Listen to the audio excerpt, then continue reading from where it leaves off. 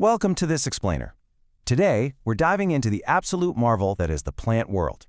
Specifically, we're going to unpack exactly how plants manage to move, grow, and survive without anything resembling a nervous system.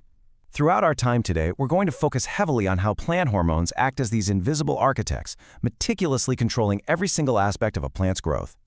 So, let's just jump right into this central mystery. We've all seen it, right? Sunflowers, perfectly tracking the sun across the sky.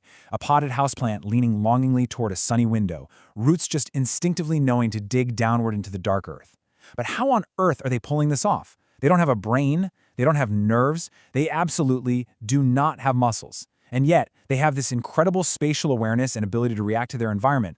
Here is our roadmap for today's explainer. We're going to cover nature's brainless marvels, the chemical messengers, the growth squad, breaks and ripeners, and finally, plants in motion. All right, let's kick things off with part 1.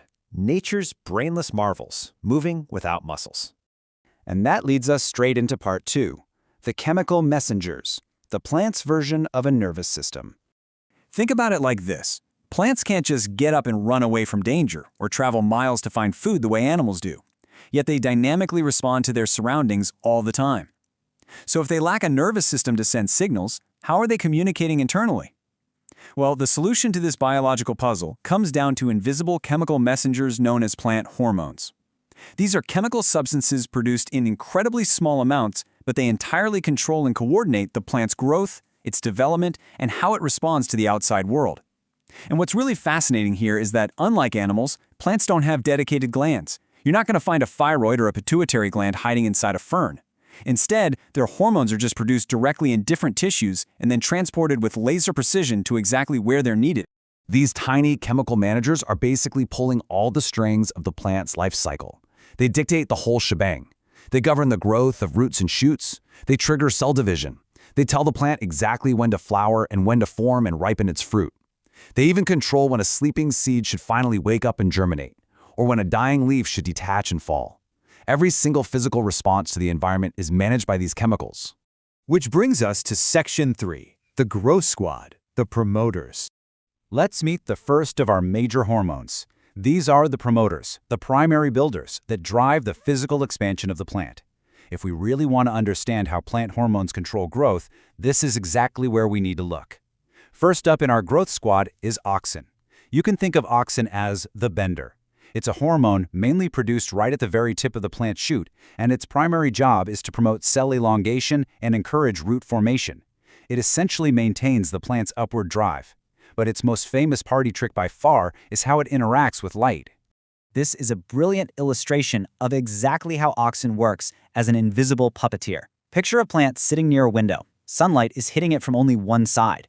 The auxin inside the shoot literally flees from the light, accumulating on the dark, shaded side of the stem. Now, because auxin promotes cell elongation, those cells sitting in the shadow begin to grow and stretch much faster than the cells stuck in the bright light. And because one side of the stem is suddenly growing longer than the other, it physically forces the whole plant to bend toward the sun. It is a breathtakingly simple, completely chemical way to seek out light. Let's see how this builds with the next two promoters in our growth squad, Gibberellin and Cytokinin. While auxin bends and stretches, these two have very specialized, distinct roles in expanding the plant's overall architecture.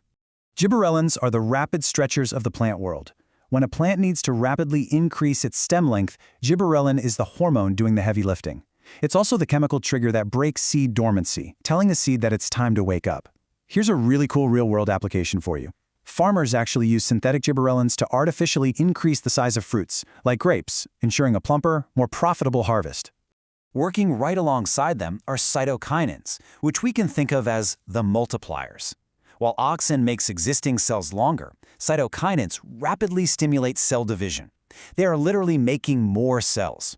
They're heavily involved in the active growth of shoots. Interestingly, they also act as a sort of anti-aging serum for the plant, helping to delay the aging of leaves. So cytokinins and auxins are constantly teaming up, balancing cell division and cell elongation to orchestrate perfectly proportioned overall plant growth. Moving into section 4, breaks and ripeners, the regulators. Because, let's face it, in nature, endless unchecked growth isn't always the best strategy. A plant absolutely needs a way to hit the brakes on its own growth when external conditions become life-threatening. If there's a severe drought or a sudden hard freeze, continuing to grow and expend energy would be a fatal mistake. The plant needs a chemical signal to just stop. Enter abscisic acid, or ABA for short. This is the growth-inhibiting hormone. It's the plant's emergency brake. ABA actively inhibits growth and forces seeds to stay dormant if conditions aren't right. Most importantly, it literally saves the plant's life during hot weather or droughts. When water gets scarce, ABA surges through the plant and forces the stomata, those tiny breathing pores on the leaves, to tightly close. This drastically reduces water loss and helps the plant survive until the rain finally returns. Our final major hormone in this group is ethylene, which acts as the finisher, and it is incredibly unique in the world of plant biology because it doesn't travel through sap or water like the others. It operates entirely as a gas. Ethylene is the ripener, and because it's a gas, it can actually travel through the air from one piece of fruit to another. This perfectly explains that classic kitchen phenomenon. If you put one overripe banana in a bowl with rock-hard green mangoes, the ethylene gas from the banana will actually cause all the mangoes to ripen much faster. Ethylene also dictates the final stages of life for plant parts, signaling when it's time for leaves and flowers to wither up and fall to the ground. Let's move to our final section, Part 5. Plants in motion, the spectacular results. Now let's look at how all this internal chemistry manifests out in the physical world. These chemical hormones don't just act in isolation, right? They trigger highly visible physical movements in response to external stimuli. We call these tropic movements. A tropic movement is a slow, directional growth movement that responds directly to a stimulus. Remember Auxin bending the stem toward the light?